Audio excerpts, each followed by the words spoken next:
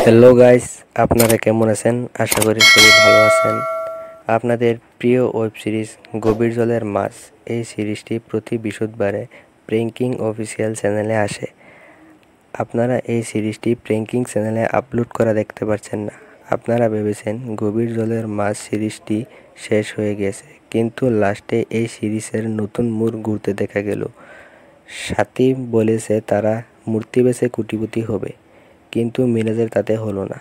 সাথীকে সাকিবের নকল বোন হিসেবে পাঠানোর জন্য সাথীকে ফোন করার জন্য বলল। এতে দেখা যায় যে গভীর জলের মাছ সিরিজটির নতুন মোড় আসতে চলেছে। এই সিরিজে সাকিবকেও দেখা গিয়েছে, হতে পারে আরোহী মিমকেও দেখা যাবে। এই সিরিজের কিছু সিন আপনাদেরকে দেখানো হবে।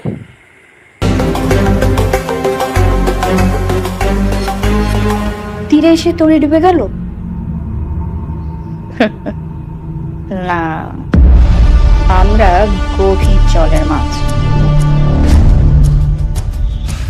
ইমরান সাহেবের এই বাড়িটি 3 বছর আগে সরকারি নিলামে কিনেছিলেন। তার আগে এই বাড়িটি ছিল মূর্তি চোরাকারবারি করে দেশ থেকে পালিয়ে যাওয়া ইব্রাহিম বংশের। 3 বছর আগে প্রশাসন এই বাড়িটি সরকারি আয়ত্তে নিয়ে নেয়। বাড়িতে বেশ কিছু মূর্তি পাওয়া গেলেও একটি অতি মূল্যবান মূর্তি, ব্ল্যাক লিও মূর্তি ও একটি আদি শ্যামা মূর্তির হদিস কেউ মেলাতে পারেনি। আমরা এর হদিস মিলিয়েছি।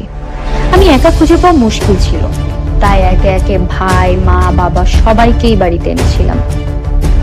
অনেক খোঁজাখুঁজির পর মূর্তির দেখাও মিলেছিল, কিন্তু বাসায় সবসময় ইরার তামিম থাকতো, আর তাই ওদের মনোযোগ অন্যদিকে নেওয়ার জন্য সবচেয়ে বড় হাতিয়ার ছিল প্রেম। আর কাজী অফিসে বিয়ে, ওটা তো বাড়ি ফাঁকা করার বাহানা ছিল মাত্র। মূর্তি বের করতে হাতুড়ি প্রয়োজন ছিল। আমরা ইচ্ছা করে শান্তকে বিয়ের কথা বলে ওদের হাতে ধরা খেলাম। ওরা আমাদের চাকরিচ্যুত করার শাস্তি দিয়ে আমাদের অধ্যায় ক্লোজ করলো। আমাদের আসল প্ল্যান তো বিয়ে করে বড়লোক হওয়া কিংবা বাড়িতে চাকরি করা ছিলই না। বিয়ে করলে ওদের বাবা মা আমাদের মেনেই নিত না, কারণ আমরা গরিব ছিলাম, আর গরিব জানলে তো ওরা ডিভোর্স দিয়ে দিত। তাই ওই বোকামি কেন করবো? আর চাকরি করে বড়লোক হতে হতে তো জীবন চলে যেত। আমাদের হাতে এত সময় নেই, আমাদের হাতে সময় কম, তাই কম সময়ে কোটিপতি হওয়ার রাস্তা বেছে নিলাম। এই মূর্তি বিক্রি করে এবার আমরা কোটিপতি হয়ে যাব।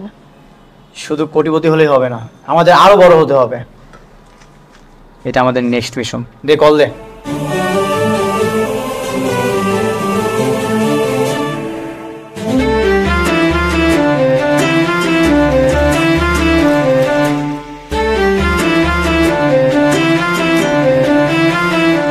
হ্যালো হ্যালো, কে বলছেন? আমি তোর হারিয়ে যাওয়া বোন। ওই যে বৈশাখ মেলায় দুইজন ঘুরতে বেরিয়ে হারিয়ে গেছিলাম। তোর বয়স ছিল 7 বছর, আমার বয়স ছিল 10 বছর। কি বলছেন?